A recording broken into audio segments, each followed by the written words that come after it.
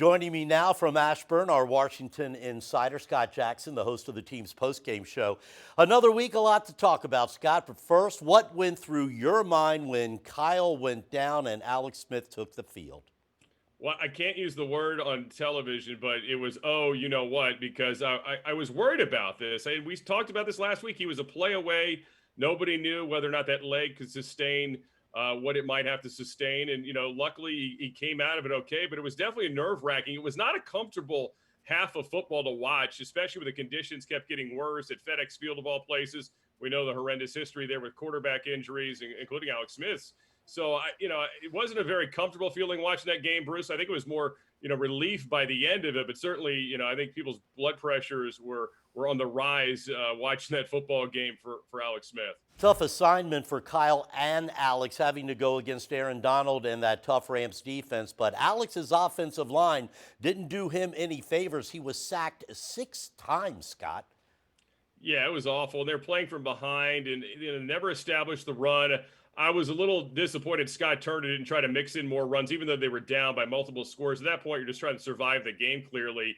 And, they said Kyle Allen potentially could have gone back in the game. They just didn't want to risk it for him. And I'm thinking, risk it for him? Did you guys see Alex Smith's injury 2 years ago? But, again, luckily he made it through this one. But, definitely there's some rust there. It's going to be interesting to see if he has to play again, how he handles it. Because clearly there was definitely pressure on him. But I think sometimes – he folded up a little quicker and he kind of went through those reads faster and obviously had a lot of juice on that deep shot that he had McLaurin open on.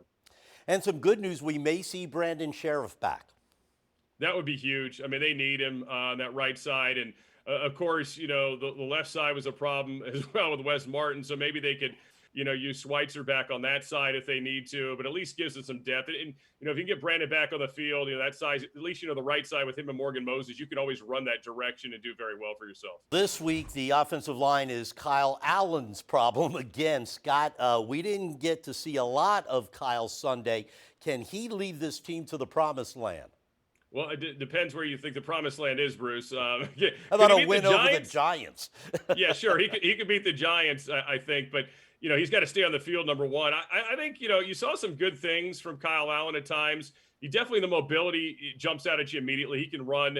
He's got to learn how to slide, though. Clearly, you don't want to take on guys like Jalen Ramsey on the regular. You're going to be on the sidelines, as he found out the hard way. But I think you saw the mobility. His accuracy was certainly better than Dwayne Haskins. He did a good job leading his receivers, in particular that 1 3rd down he threw to Terry McLaurin. He led him, so he had room to run after the catch, which was good to see. So it's going to take him time to get obviously into a rhythm with this group because he hasn't played any real long period of time on the field in games. But I do think you can see that he knows the offense. He knows where the ball should go. He knows where his hot reads are. He knows where his protection should be. And obviously, if it breaks down, he has the ability to escape and save the sack, if not even, make a gain on a play, as we saw in the red zone when he scored that touchdown. The defense looked great against the Eagles. Since then, Scott, a major disappointment. And come on, they're paying Landyn Collins, what, $84 million? He looks lost out there sometimes. Well, most of the big plays tend to have him in the frame or him trying to get back in the frame, I should say, if you're watching it at home. And, this past weekend, the big pass play to Robert Woods that, Kendall Fuller let the guy go. It was supposed to be Landyn Collins' responsibility there in the coverage. So there seems to be a lot of communication issues that involve Landyn. He was not known for his coverage skills when he was with the Giants. He's more of the in-the-box safety, as they like to say, good tackler usually in the open field. But he's got to be better. I mean, the entire secondary has to be better. And that being said, that also includes the linebackers. They've had a hard time covering tight ends all year long, which is kind of a carryover of previous regime as well.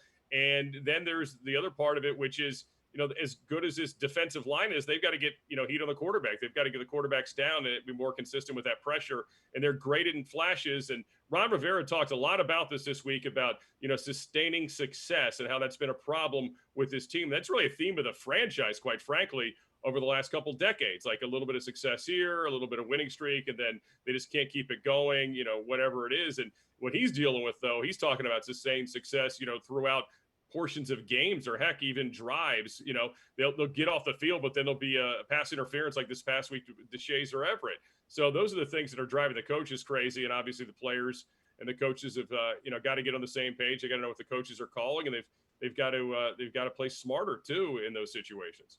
Yeah, I want to keep an eye on the defensive coaching staff and see how they change these problems over the next couple of weeks. Bruce Rader back with our Washington insider, Scott Jackson. Scott, your thoughts on Sunday's game against the Giants? I mean, if Washington can't beat the Giants. Well, listen, the Giants are 0-5, but they've been a competitive 0-5. Outside of the San Francisco game, they've been in every game. Lost in Dallas by a field goal. Certainly, the big story there was Dak Prescott getting knocked out, but New York was playing very well in that football game. They gave fits to the Bears at times in that game on the road. They played competitively at Pittsburgh in Week 1, so they've been a team that's been in games. They haven't been able to finish it off. Daniel Jones has been up and down. He hasn't thrown a touchdown pass in several weeks.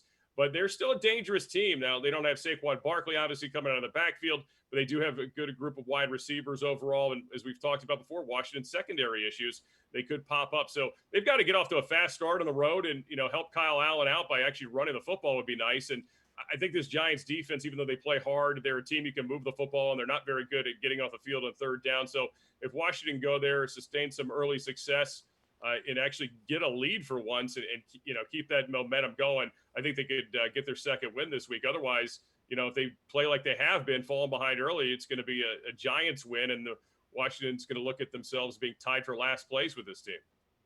All right. Thanks, Scott. Enjoy the game. You too, Bruce. Thanks.